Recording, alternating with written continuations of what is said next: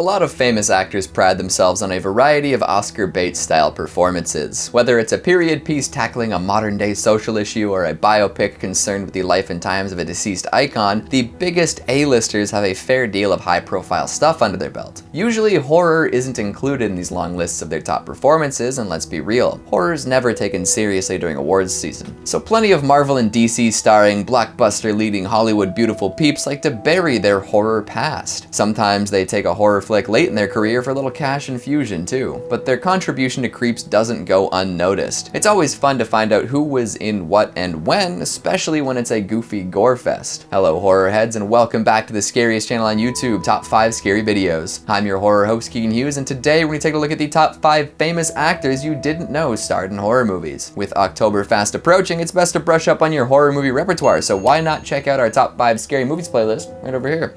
Wonderful, let's get started. Coming in at number 5, we've got Jennifer Aniston in Leprechaun. This one might be a little better known, but it's still a classic. In fact, it's Jennifer Aniston's film debut, and oh my, what a beginning. For both the Leprechaun series and Aniston's career. Best known for her role on Friends, Aniston ended up as an A-list Hollywood star. For a while, she was one of the highest paid actors in the world. Largely taking on roles in comedies and dramas, it's interesting to look back at her very first flick, Leprechaun. I guess that counts as a comedy, right? But wow, what a debut. She plays the daughter of a well-meaning man who rents a house owned by a man who stole some leprechaun gold. For years, Warwick Davis was trapped in a crate, sealed away by a 4-leaf clover. Unfortunately, the clover's upset by the folks moving in, and the leprechaun escapes. The flick is a classic, sure, but it is cheesy as all get out. And at 24 years old, Aniston doesn't really stun with her performance. She's fine, I guess, but a lot of what she does is run and scream. She seems alright with it though, however many years later. Apparently around a decade ago, she revisited the movie and couldn't stand to watch it in one sitting. As Justin Theroux took in the whole flick, she had to keep walking in and out of the room, catching bits and pieces while cringing, and wouldn't you too? One of the biggest celebrities out there is watching their Irish legend-inspired debut. It's always weird to look back, but that must be especially interesting. Wait, okay, that's good. Okay, hi, I'd like to make a reservation. Yes, I'd like it to be a really tall room, and I want it to be very big. Oh, great. Coming in at number 4, we've got Jack Black from I Still Know What You Did Last Summer. This will never not be funny to me. Growing up, Jack Black was somewhat of a legendary figure to me. Like most 20-somethings from North America, I must have watched School of Rock like a dozen times. That was the movie of choice for elementary school music teachers who didn't feel like teaching. Then, of course, there was Tenacious D. Metalheads, stoners, and B-movie fans unite. This is the movie for everyone with a sense of humor. He starred in countless other comedies and a few more serious dramas along the way too. Jack Black has a star on the Walk of Fame, he's got a platinum-selling album, he's got a guest role in Community. The man's incredible, but he's also got some really odd bit parts, the best of which has to be his role as Titus Telesco, stoner extraordinaire. This dirty, stinky, dreadlocked white dude hangs out at the resort our daring heroes decide to stay at. He constantly invites people to party with them, and as most folks tend to do when presented with a whacked out beach bum, they decline. His character in this movie seems to exist solely for comic relief and to up the body count. After attempting to get every single person to let loose, he returns to his secret marijuana lair, the pool generator room. A goofy, giggly lad, he's the perfect role for a young Jack Black who holds nothing back. Before he can hit his bong, a mysterious figure stabs him through the hand with a hook and bisects his chest with some pruning shears. Jack Black's last words in this one? It's all good. Classic.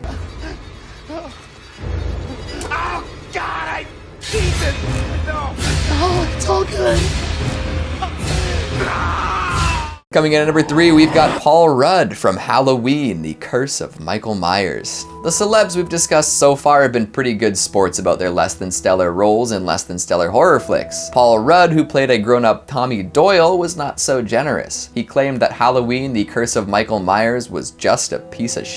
Jeez, Paul, it was just a horror movie, you got your money. He might have even reprised his role in the upcoming Halloween Kills if scheduling conflicts hadn't arisen. Probably for the best after his glowing review, don't you think? Rudd is well known for playing comedic roles and never aging, so this was a bit of an outlier for him. Clueless, Knocked Up, Anchorman, Ant-Man, and even a rom-com with previously listed Jennifer Aniston are all big pieces in Rudd's Hollywood career. Definitely looking for more dreamy and less screamy. Sorry about that. But hey, The Curse of Michael Myers took the Halloween franchise in an interesting direction. Michael's evil is chalked up to a cult injecting people with evil. A bunch of strange Haddonfield family trees are explored, and Dr. Loomis returns. I guess that last one should have been more expected. I don't think it's anybody's favorite movie, and I'm sure none of the actors are extremely happy with the results, but it is still a serviceable Halloween movie. Rudd was just trying to get his name out there, and his only credit before this was in Clueless. Even if he didn't like it, it no doubt helped launch his now extremely lucrative career.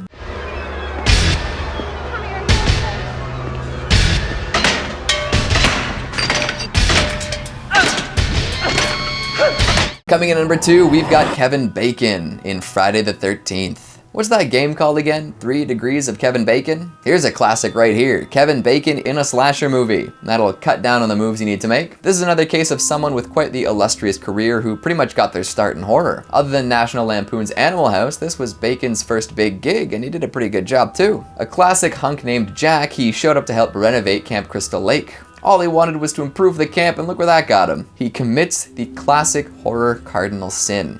He has sex. Good lord, no. Right under the corpse of a pal, too. As it turns out, good old Pamela was waiting right under the bed as they banged and proceeded to shove an arrow right up through the mattress and into Jack's throat. Poor guy. After his ill-fated trip to Camp Crystal Lake, the world opened up for Mr. Bacon. He played a role in films of every imaginable genre. Footloose, Mystic River, hell, he even comes back to horror a whole bunch. Tremors is a particularly famous one, but that's a little less slashy than its first. Hilariously enough, he is tired of one particular piece of fame from his Friday the 13th efforts. Horror fans being horror fans, he constantly finds himself signing pictures of him stapled to a bed with an arrow through his throat. It's an iconic image, sure, but I'd get tired of signing pictures of my corpse too.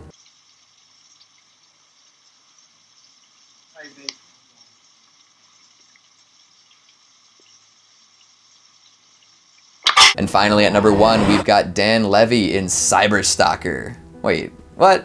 The Schitt's Creek legend and son of Eugene Levy, Dan Levy, was in a horror movie, and a Lifetime horror movie at that? Wow, yeah, you heard me right. The comedian slash lifestyle guru slash Canadian icon Dan Levy starred as an obsessive, violent, and very tech-savvy villain in Cyberstalker. A woman has remained offline for years after the murder of her parents, creating art in the meantime. A friend convinces her to go public once again in order to showcase her work, which leads to the discovery that the cyberstalker who killed her parents is still out there. She hires a cybersecurity expert, played by Levy, who in a shocking twist of fate is revealed to be the very same stalker. He's then promptly gunned down by a detective. I don't think Levy wants to revisit that one anytime soon. Funnily enough, he played a small role in a different Paul Rudd flick. Small world, right? We've connected Jennifer Aniston to Paul Rudd, and Paul Rudd to Dan Levy. Now all we need is a connection to Kevin Bacon. Only 3 degrees, right? Take a look at this. He's gathering information. He's stalking her again. Detective Page, how'd you find me? The same way I think he could. Everyone's gotta start somewhere. And for a lot of big stars, that somewhere is horror. Maybe someday horror will take its righteous place atop the movie respectability charts, but for now we can enjoy the perceived lesser entertainment without the pomp and circumstance that comes with the big name stuff. So what'd you think of the list? Do you know about all these famous actors in horror? Do you think any of them will return to form anytime soon? I think Kevin Bacon already has in 2020. What's the weirdest role an A-list actor has ever taken? Make sure you let me know down in the comments. Speaking of comments, let's take a look at some of your more crisp ones from the top 5 scary Trevor Henderson creatures, part 3. Taya001 says, I want a Trevor Henderson horror game with all his creations. A big old compendium of all creatures and creepers, eh? I think it could work pretty well. You gotta be careful when stuffing all sorts of beasts into one game though. You don't want to overload anyone's senses. Jesse Mersman says, Trevor Henderson has an incalculable creative mind. Was trying to spell the equivalent of incredibly for incalculable. Would the word be incalculably?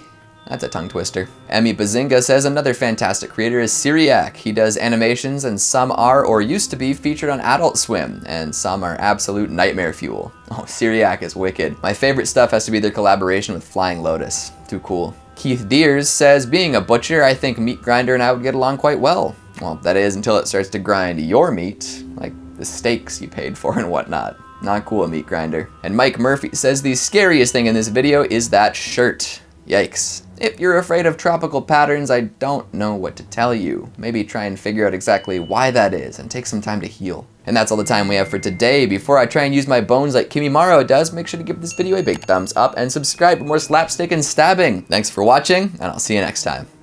For both the Leprechaun series, ooh! But hey, The Curse of Michael Myers took Halloween. I don't think it's anybody's favorite movie, but I'm sure,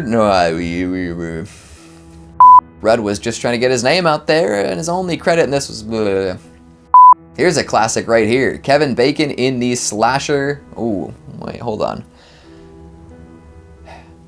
Do you know anything? Whoop, shoot, boot, beep, get, bop, beep, bop, beep, boo. Do you know about all these horror films?